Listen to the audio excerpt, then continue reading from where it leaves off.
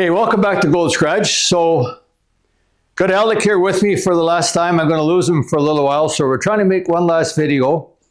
And we are trying today, for the first time, to use our Sony specialty camera for making videos that my little girl bought me for my birthday. So hopefully that works out. We're just learning how to use it. Anyway, we'll see how it works. So the subject is, in a moment in time, where we're at with Clarence's 389. So Clarence left here and I said, you know, Clarence, let me get it apart, measure things up, see what it looks like inside. We already know the leak down and compression. We got some issues. You had low oil pressure, low compression in 2 cylinders. So we talked about this in previous videos. We measure all that and then see where we're at and see what it needs. So you have an infinite number of choices when you're building an engine. You can, I could hand hone it, put some rings and bearings in it, lap the valves and put it back together and it'd probably run pretty good. Or, we could buy, if you want to go crazy, we could buy a stroker kit and make it a 421 and put a big roller cam in it and make it go, 6,500 RPM. They make, more than 400 horsepower. But that would be costly and probably not what Clarence really needs. What Clarence needs is he's got a full-size 64 Bonneville with an automatic transmission. It's a cruiser.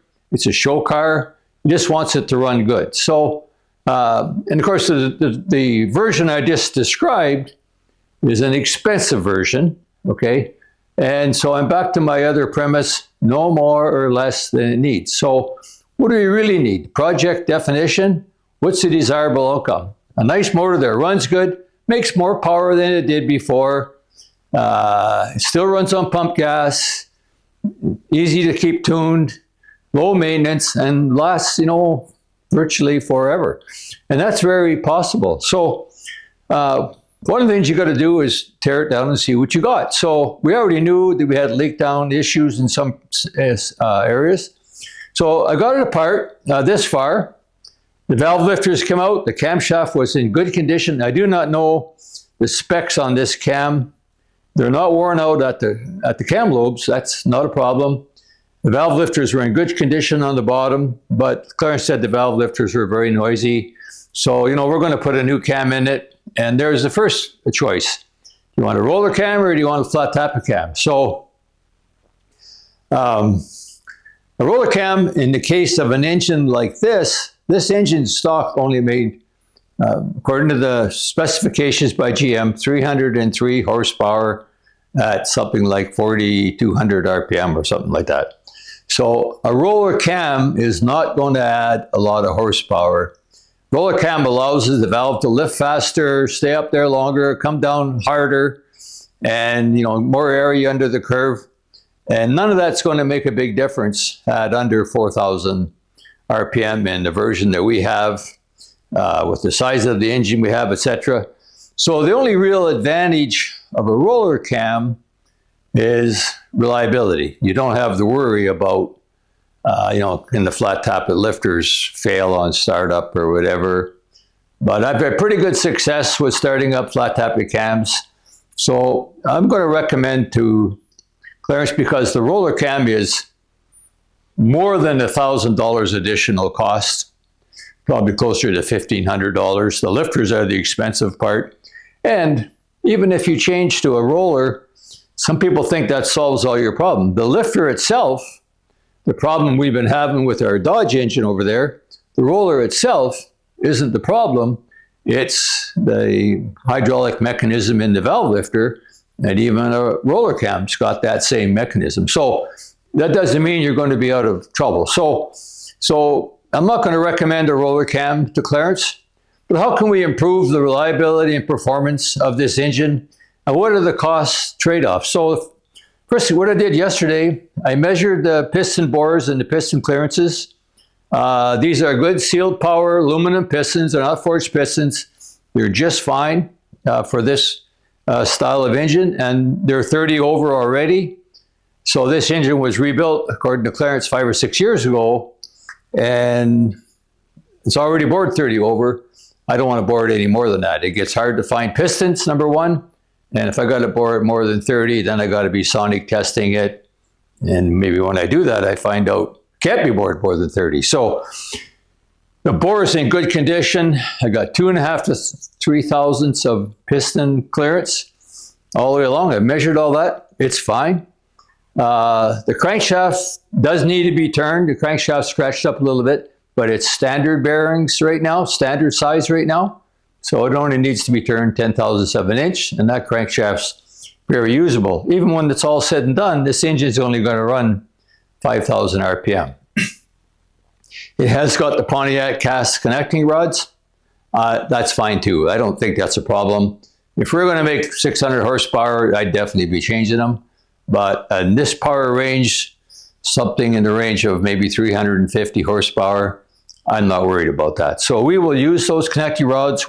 I'm recommending to Clarence that we turn the crank, of course, put new bearings in it.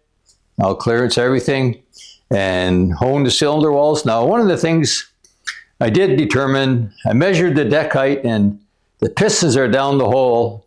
And sometimes aftermarket pistons, you have to watch that. Sometimes aftermarket pistons are actually further down the hole than the stock piston was.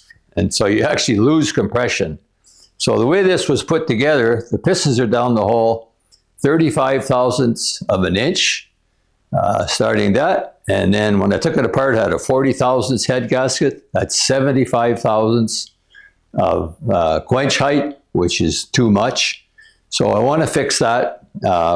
Now, when the GM Chevrolet division did it, they fixed it by using a steel shim head gasket, but Pontiac didn't. They used standard head gasket. The head gasket was 40 thou. So my thinking right now is I'm probably going to get the deck 30 thou taken off the deck and use a standard gasket. So I'll only have 5 thou deck height. Standard gasket's 40 thou. I'll have 45 thou of quench height. And that gets my compression right in the range of just over 10 to 1. The cylinder heads are 72 cc's. One big improvement we plan to make is the original cast iron intake manifold is not a good one. First of all, it's very heavy because it's such a big manifold. So we are looking at using an Edelbrock aluminum intake manifold on it. And that's one nice kind of improvement that's easy to make, will definitely make the engine perform better and take probably 30 pounds off the nose of this Pontiac. So back to the cylinder heads. Cylinder heads, and everything I'll talk about is distributor. So back to the cylinder heads. The cylinder heads had work done on them. They were actually converted to push rod oiling back when it was rebuilt last time. And the cylinder heads are 72 cc's, and they are the original cylinder heads. Now, the problem with cylinder heads nowadays is if I take them to a machine shop and have valve guides done, have them redecked, sometimes you need new valves, a full valve job, all that stuff. It's very, very expensive. So I just did a check to buy new cylinder heads is about 30% more. So I'm using Canadian dollars here now. Their Speedmaster has aluminum heads on sale for about $1,700 US, which is about $2,400 Canadian. And if I take these heads for a machine shop to have full service done on them, it'll be somewhere between $1,500 and $2,000. So, and the new cylinder heads will have way bigger valves, nicer ports, better breathing, a whole bunch of other stuff. Now, I have to check out a few things that I haven't had a chance to check out. I like to stop by them in a moment in time. This is a 1964 version of the Pontiac. Apparently, they had different valve angles, and whether those heads are compatible with the 389 or not, don't know that. So I've got to do some research. But the point is this: before you just take something to the machine shop and get a bunch of work done, look at what the alternative is. Now, if Clarence wants this engine to be all authentically original, then we got to fix the old heads. But cost effectiveness in terms of what you get out of it, probably just replacing it with good aluminum heads, and that'll take another 40 pounds off the nose of Clarence's engine car. So one of the other things is distributor. I mentioned when we first got it, it just had an ignition points distributor. Clarence doesn't want that now. He wants electronic distributor. Good choice. And so two choices are, one is converting your original distributor to a Protronic sells the kit that you put the magnetic pickup where the points were and wired, etc. Not that expensive. And you have electronic ignition. Now, one of the negative parts of that is not free either. And you still got your old distributor. The shaft might be worn. I haven't looked at it yet. The next option is, what about an HEI distributor? Too big. The HEI will work fine, but Clarence wants the same diameter distributor. So I think MSD and Speedmaster, whatever, sell a ready-to-run electronic distributor with a black cap that looks almost like the original distributor, and we'll plunk in there and have.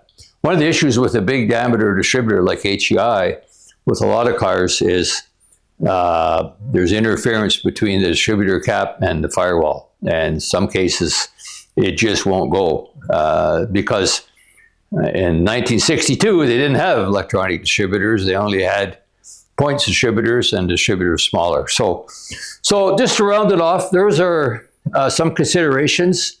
We will definitely get the hot tank, and if I don't change the bore, I'll probably get a professional finish on it.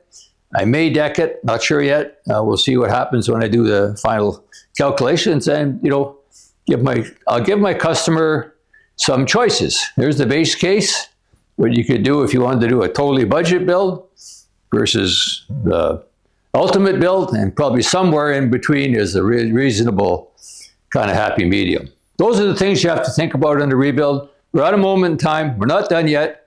We'll keep digging and we'll let you know what we finally decide. Thank you for watching Gold Scratch.